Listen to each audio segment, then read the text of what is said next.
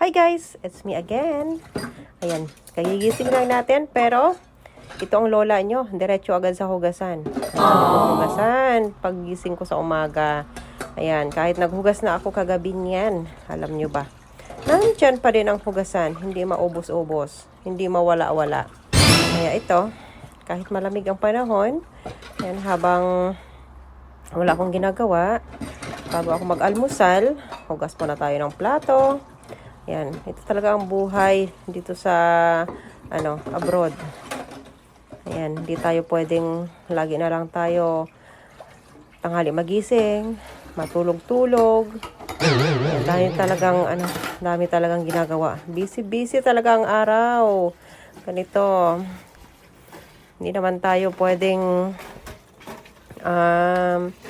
nakaupo lang. At mamaya-maya, ako ay maghahatid ng aking mga anakis sa school. Ayan, tapusin ko lang tong aking hugasan at kakain ng almusal. Ayan, hindi pa ako nakapagkape niyan. Kaya hugas-hugas muna para wala na akong gagawin mamaya. O, diba? So, napakadaling trabaho lang to. Alam niyo naman, ayan, dito tayo sanay.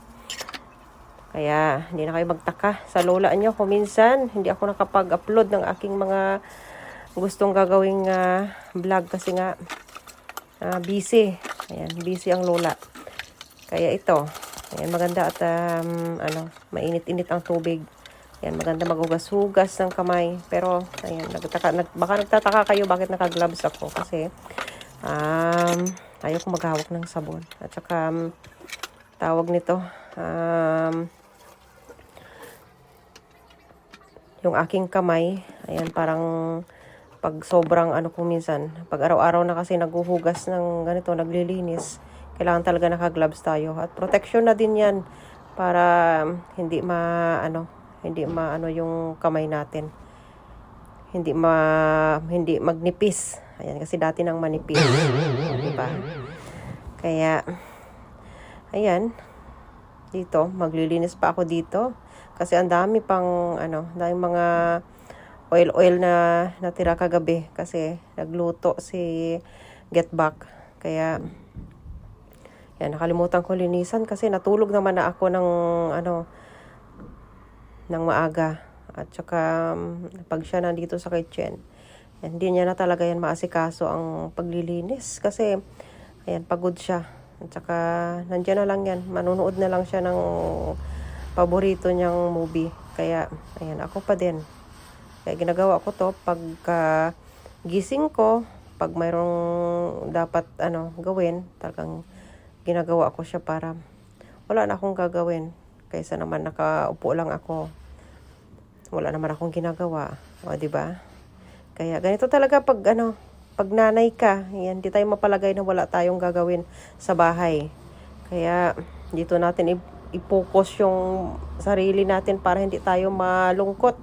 Lalo na yung minsan, marami tayo kung minsan naiisip, nalulungkot tayo, namimiss natin yung pamilya natin sa Pilipinas na naiwan.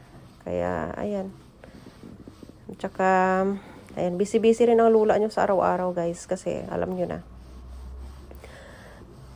Mayroon na akong kolehiyo. Ayan, kailangan ko na talagang mag-focus sa trabaho kasi ayan, kailangan talaga ng support ng lula nyo. Kasi wala tayong ibang asahan kundi ang sarili lang natin. Kaya kailangan talagang magsipag-sipag talaga. Hindi pwedeng patulog-tulog dito sa abroad. Ayan, kahit wala tayong gagawin para hindi tayo malungkot, gagawa tayo ng paraan para mayroon tayong pagbibisihan. Kaya, yan. Kulikot pa more, kuskus pa more. Pero kung minsan, nakakaupo din naman ako, nakakapag-relax din naman ako. Kahit papaano. Ngayon, ayan, sinubukan kong ipagsabay yung pagbablog ko habang naglilinis ako para alam nyo kung ano yung ginagawa ko dito. Kaya, kaysa naman minsan hindi nyo alam, sana kaya si Get Back? Walang balita. O ngayon, ayan, siguro gagawin ko na ito para alam nyo paano yung mga ginagawa ko dito.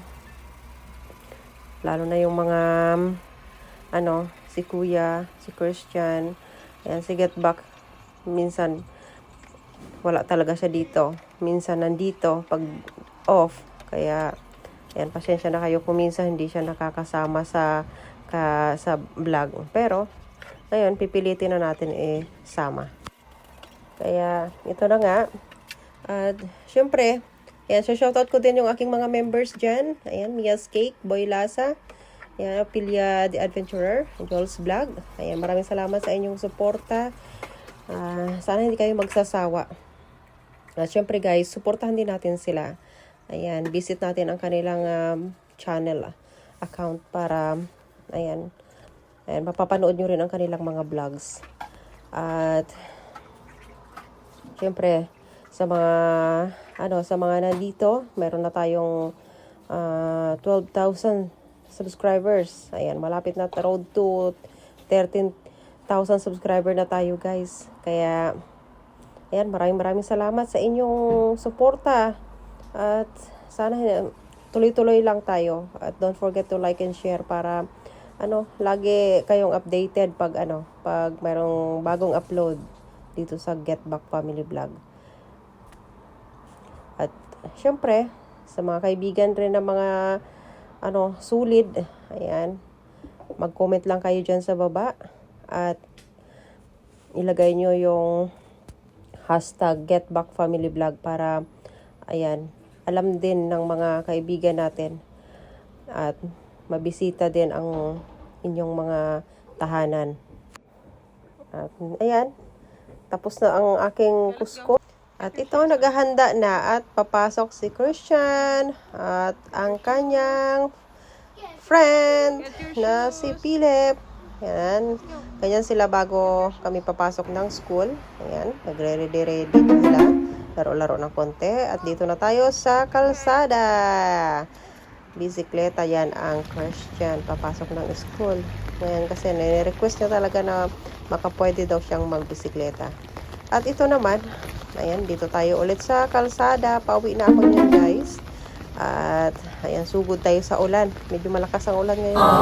Pero, okay. Ayan, dito ang lula nyo sa bahay na, guys. Ayan, I hope na nag-enjoy kayo sa aking shorts video na ginawa kanina.